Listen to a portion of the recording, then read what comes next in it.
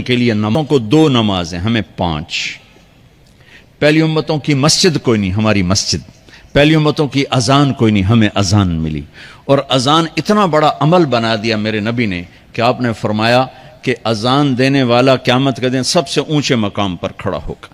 حضرت علی فرمایا کرتے تھے کاش میں اللہ کے نبی سے حسن حسین کے لیے مسجد نبوی کی اذان مانگ لیتا، یہ حضرت علی فرمایا کرتے تھے۔ اور جنگ قادسیہ میں مؤذن زخمی ہو گیا تو اذان دینے کے شوق میں سردار آپس میں الجھ گئے، کہتا میں دوں گا، کہتا میں دوں گا۔ پھر قرہ اندازی ہوئی جس کا نام نکلا اس نے اذان دی۔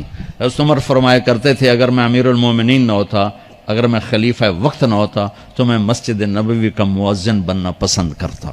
کسی کو اذان نہیں ملی، ہمیں اذان۔ پہلا مؤذن بلال بنا، پہلے مؤذن اللہ نے بلال کو یہ عزت عطا فرمائی۔ دنیا میں یہ ہے اور آخرت میں یہ ہے کہ میرے نبی نے فرمایا کہ جب جنت میں جانے کا وقت آئے گا نا تو جنت کی میرے لیے سواری لائی جائے گی، میں اس سواری پہ بیٹھوں گا تو اس کی جو وہ رسی ہوگی نا وہ ایسے نیچے گر جائے گی، یہ نیچے گرے گی۔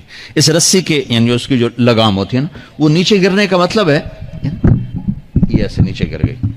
اب نیچے گرنے کا مطلب ہے کہ اس کی ڈرائیونگ میرے نبی نے نہیں کرنی، کوئی آنے والا ہے، کوئی ڈرائیور آنے والا ہے جو رسی پکڑ کے چلے گا، کوئی کوچبان آنے والا ہے جو اس کو پکڑ کے چلے گا۔ رسی کا گرنا ایک انڈیکیشن ہے کہ کوئی نصیب والا اب آئے گا۔ جب آپ کی سواری کھڑی ہوگی، رسی نیچے ہے تو اب سب کی گردنیں ایسے ہوں گی، کون سب قیاس کر رہے کون کون کون۔ اللہ کی طرف سے اعلان ہوگا بلال کو بلایا جائے، بلال بلال۔ تو بلال آپ کی سواری کی لگام پکڑیں گے اور آپ نے فرمایا کہ سب سے پہلے میں جنت میں جاؤں گا اور بلال میرے ساتھ ہوگا، میری سواری کی لگام پکڑے ہو جائے گا۔ تو ہمیں اذان ملی، کسی امت کو اذان نہیں ملی۔ ہمیں 5 نمازیں ملی، کسی امت کو نمازیں نہیں۔ 2 نمازیں، ایک فجر کی 2 رکعت، عصر کی 2 رکعت۔ باجماعت نہیں، ان کو اپنی کتاب یاد نہیں، ہمیں قرآن یاد ہے۔ میرے مدرسے میں ایک بچہ اب ماشاءاللہ امریکہ میں وہ پڑھا رہا ہے، اس نے 30 دن میں قرآن یاد کیا۔ صبح یاد کرتا تھا، شام کو تراویح میں سناتا تھا۔ میرے مدرسے کا بچہ ہے، صبح بیٹھ کے مغرب تک پورا ہے سپارہ یاد کر کے اور عشاء کو تراویح میں سنا دیتا تھا۔ اللہ نے میں ایسا قرآن دے دیا کہ 1 مہینے میں بھی یاد ہو جاتا ہے۔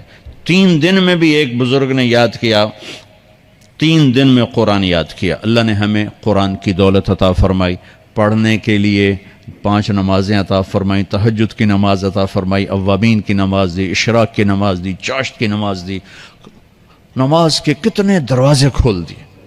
اور میرے نبی کی آخری نصیحت تھی میری امت نماز نہ چھوڑنا، نماز نہ چھوڑنا، نماز نہ چھوڑنا۔ اور اس 14 صدی میں کوئی موقع ہے نماز چھوڑنے کا تو وہ میرے نبی کے نواسے کی کربلا کا ہے کہ جب ظلم بھی انتہا پر تھا اور مظلوم بھی اپنی آخری حدوں پر تھا، اور کائنات نے نہ ایسا ظلم دیکھا، نہ ایسے مظلوم دیکھے، نہ ایسی پاکیزہ ہستیاں دیکھی، نہ ایسے درندے دیکھے۔ تو سورج ڈھلا، نماز کا وقت ہوا ہے تو آپ نے سبحان اللہ، آپ نے زہیر سے فرمایا کہ شمر سے کہو نماز پڑھنے دے، نماز پڑھنی ہے، امت کو پیغام دینا ہے کہ یہ کسی حال میں چھوڑنے کا کام نہیں ہے۔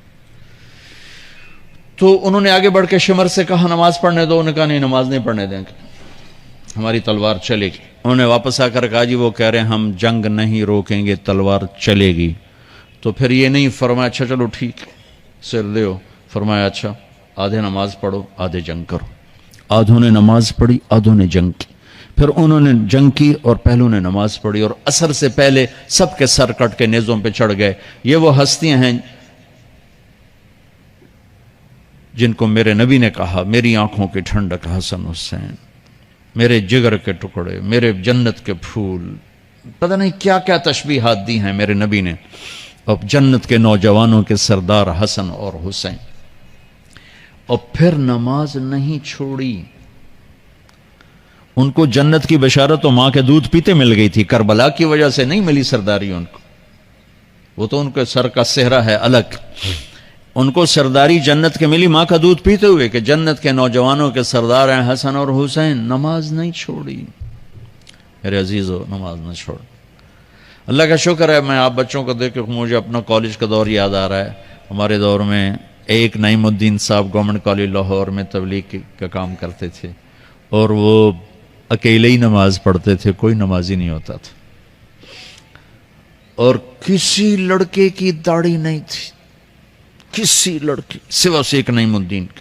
اب ہر کالج میں جائے داڑھیوں والے بچے نظر آتے ہیں، ٹوپیوں والے بچے نظر آتے ہیں، کوئی لڑکی کے سر پہ دوپٹہ نہیں ہوتا تھا، کوئی ایجوکیشن تھی۔